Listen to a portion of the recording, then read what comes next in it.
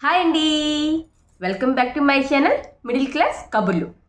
ఈరోజు ఒక కొత్త కథ తెలుసుకుందామా? కథ పేరు అహంకారానికి తగిన ప్రాయశ్చిత్తం. కథలోకి వెళ్తే ఒక గ్రామంలో ఒక ఉపాధ్యాయుడి కలడు. ఆ ఉపాధ్యాయుడు మ్యాథ్స్ టీచర్, గణిత పాఠాలు నేర్పించడంలో గొప్ప దిట్ట. అలాంటి వ్యక్తికి బట్టతల, ఇక్కడంతా తల ఉండదు. అలాంటి బట్టతల ఉన్న వ్యక్తి ఒకరోజు ప్రయాణం చేయాలని నిశ్చయించుకుంటాడు.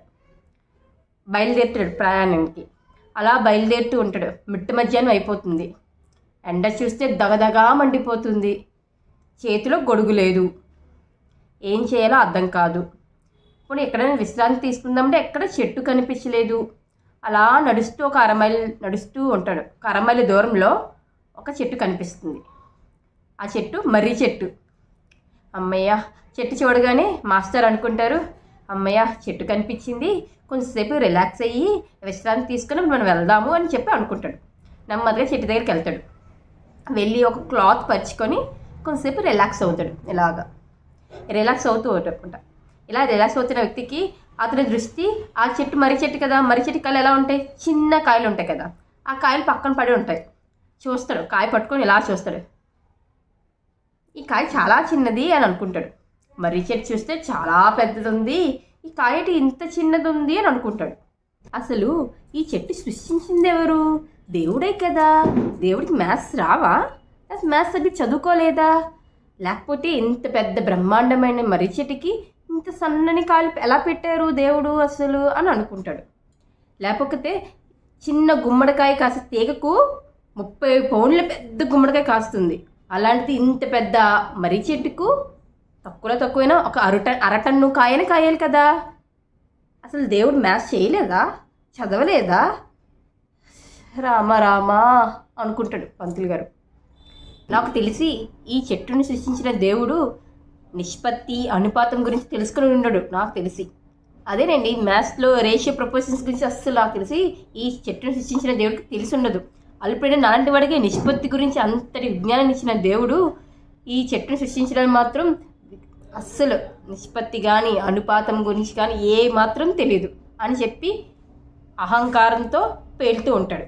ఇలా ఉండగా కొంచెంసేపటికి ఒక సంఘటన జరిగింది.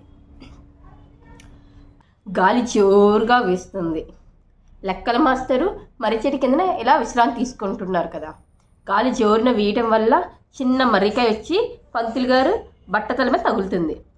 పైనుంచి ఎంతో స్పీడ్గా వస్తాళ్ళ వల్ల కాయ, చిన్న కాయ అయిన దెబ్బ గట్టిగా తగులుతుంది. వెంటనే పంతులు గారికి బుర్ర గిర్రమంటుంది.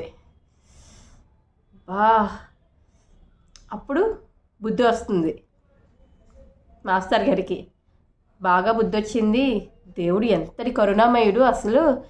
నేను అస్సలు ఈ చిన్న కాయ దెబ్బ తగిలినందుకే నా బుర్ర గింగిరిమన్నదే. అలాంటిది నేను ఊహించినట్టు ఈ చెట్టుకి తగ్గట్టు అరటన్ను కాయగాని నా తలమే పడి ఉంటే నేను ఎప్పుడో మృత్యులోకాలకి పైకి వెళ్ళిపోయేవాడిని అని చెప్పి ఆలోచిస్తాను. నిజంగా దేవుడు ఎంతటి కరుణామయుడు, ఎంత గొప్పవాడు.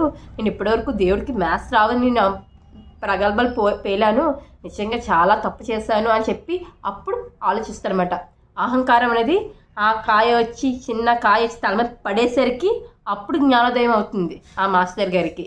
నిజంగా నేను ఎంత తప్పుగా ఆలోచించాను, నేను చాలా తప్పు చేశాను అని చెప్పి ఆలోచించాను చెప్పి బాధపడతాడు.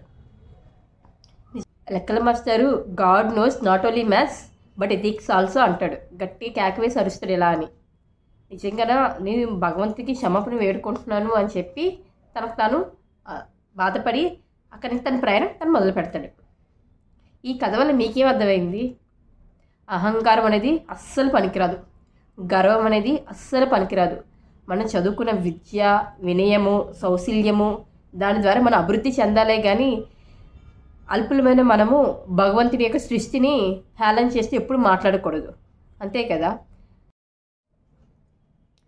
దేవుని యందు అహంకార భావన వదులుకొని దాసోహం భావన కలిగి ఉండి అహంకారమును, దర్పమును, గర్వమును పారద్రోలి ఎప్పుడు దేవుని యందు పరిపూర్ణ భక్తితో ఉండడానికి అలవరుచుకోవాలి.